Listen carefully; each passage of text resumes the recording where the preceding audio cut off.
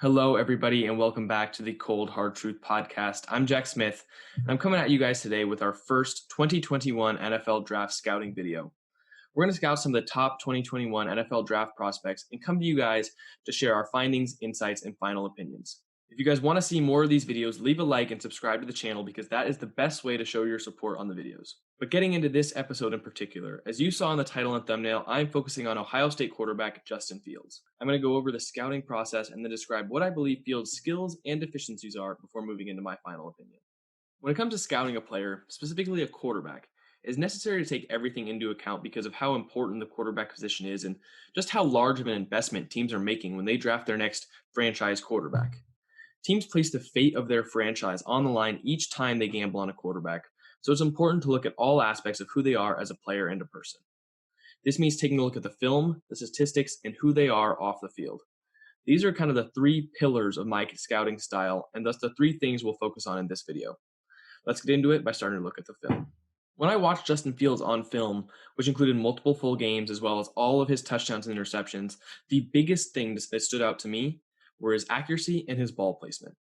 Fields is one of the most accurate quarterbacks I have ever seen, and it seems like almost every throw hits the receiver perfectly in stride or lands right in their waiting arms.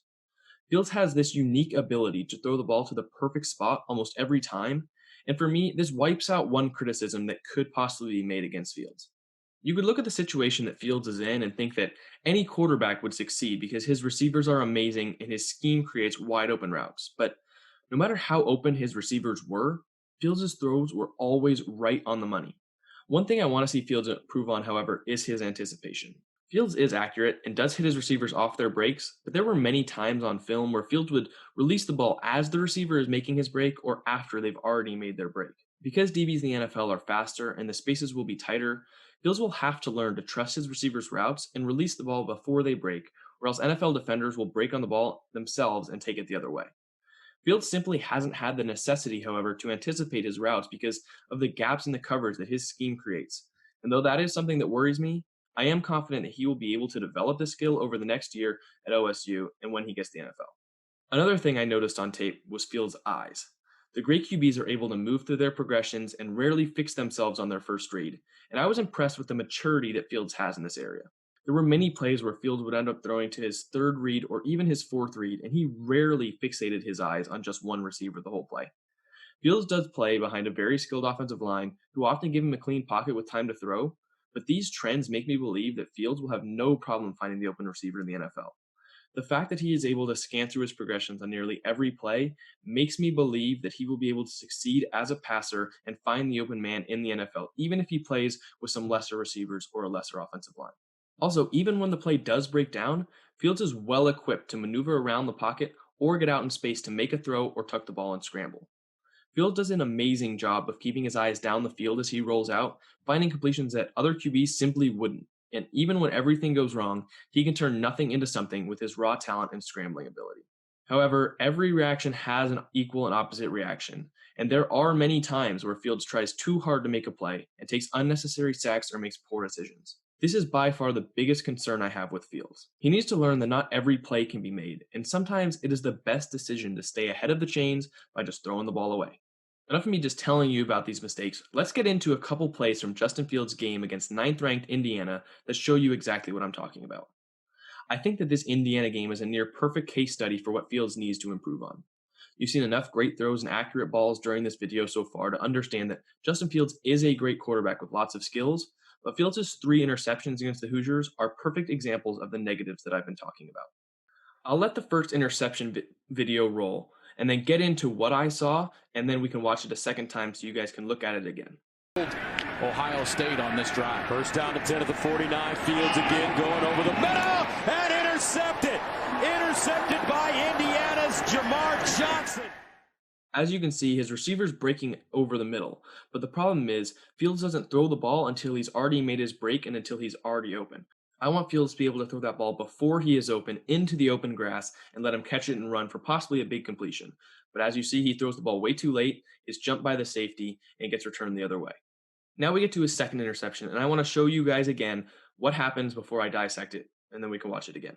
Backside, pulls it down, dancing, in trouble, delivers.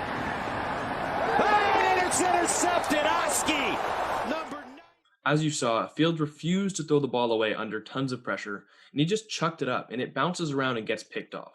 Fields needs to learn to throw it away and move on to the next down because, as you can see, he scrambles for way too long, he's under way too much pressure, and he tries to make a play that simply isn't there. And if he cannot learn this before he gets to the NFL, he just simply won't last as an NFL QB. We've seen players have this problem before. I think Sam Darnold had this same problem, a quarterback that I was very high on. He's my favorite player, but he has this problem and he has never fixed it in the NFL. And that is why I just don't think he can make it as an NFL QB anymore. I just think that if quarterbacks that have this issue where they try and make a play too often cannot fix it, they will continue to make plays like this throughout their NFL career and they will not last as an NFL quarterback. I think if he's unable to improve, teams can continuously put pressure on him and force bad throws or sacks because he takes a lot of unnecessary sacks as well, or he makes throws like this. And if he can't improve, teams will figure out how to stop whatever team he's playing for because all you have to do is rush 5 or 6 guys at him and force him to make the early throw or force him to make bad throws or bad decisions. I think there are a lot of comparisons that can be made between Fields and Deshaun Watson, actually. But the thing that has kept Watson so great is his ability to know when the right time to make a play is and when the right time to throw the ball away is. Watson has dealt with a bad offensive line almost his entire career in Houston. But the thing with him is he can make the plays, but he knows when it's not the right time to make a play. Obviously, he can make a play like he did against the Bills in the wildcard game last year, but he knows when to throw the ball away, and that is what's kept him going, and that's what kept him being a top 10 QB in the league. I think Fields has a lot of the same skills that Watson does, but he will need to learn this in order to succeed in the NFL, and he needs to keep improving in this area. Otherwise, I think he might be doomed as a passer.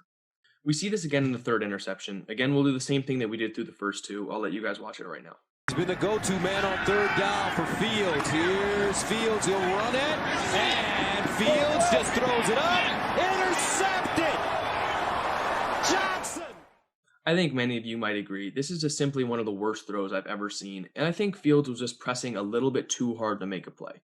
It's just like we talked about in the last one. NFL quarterbacks cannot make these kind of throws and get away with it because you're not going to win games like that. And if you're not winning games, you're not going to have a job. I know it kind of seems right now that I'm kind of harping on Fields, but I'm still a big believer in him as a prospect and a future NFL quarterback. The simple fact is that to succeed, he will need to improve in these areas. But I fully trust him to make the necessary changes and improvements because he is a great quarterback and he is a great competitor. The simple truth, though, is that while Fields does sometimes attempt to make a play that isn't there, the majority of the time he is actually able to make the play. So I don't want to paint him in a bad light because success is very obviously there, and there are 2 plays from this game alone that I want to show you. IU9 Fields in trouble. Fields turning. Fields dives. Touchdown Buckeyes. Incredible body control. Fields again to throw it. In trouble. Fields breaking tackle. Steps up. Wants to run. Look at the burst. First down. And Fields all the way down to the 1-yard line. Both of these plays show you the fire and the talent that Fields will bring to an NFL team. He is tough to bring down, and when everything goes wrong, he can go get you a first down or more. He gives all of his teams that he's played for an edge and a safety blanket with his legs that is coveted in today's NFL. I think we've already talked about how great of a passer he is, but he's also a very good runner. But I think he's kind of a runner that's more like Russell Wilson or a Josh Allen instead of a Lamar Jackson.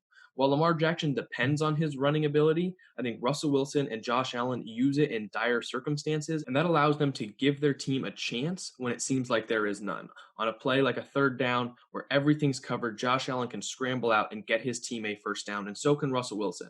And I think Fields is kind of at that level compared to a Lamar Jackson type of runner. When he needs to run, he can, and he's great at it. The rushing touchdown right there was a play going absolutely nowhere at the end of a half, which saw Fields get absolutely exposed with 2 interceptions that I already showed you. But he gives it his all to get into the end zone to get his team an extra 7 points on the scoreboard going into the locker room. Overall, I think the film shows you a quarterback whose talent and playmaking ability shine through, but at the same time lead to some poor decision making and overextension of plays. However, I trust Fields to make the necessary improvements in these areas, which is why I believe he can be a good NFL quarterback.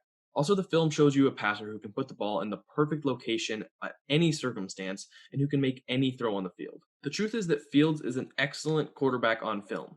But let's get into the stats to see if we can uncover more about Fields as a draft prospect. A lot of my focus when it comes to statistical analysis for quarterbacks come from a book I recently read by Super Bowl winning coach Brian Billick, The Q Factor, The Elusive Search for the Next Great NFL Quarterback. The book follows the infamous 2018 quarterback class, which included Lamar Jackson, Josh Allen, Baker Mayfield, Sam Darnold, and Josh Rosen, while also attempting to identify the best way to know which quarterbacks will pan out and which won't.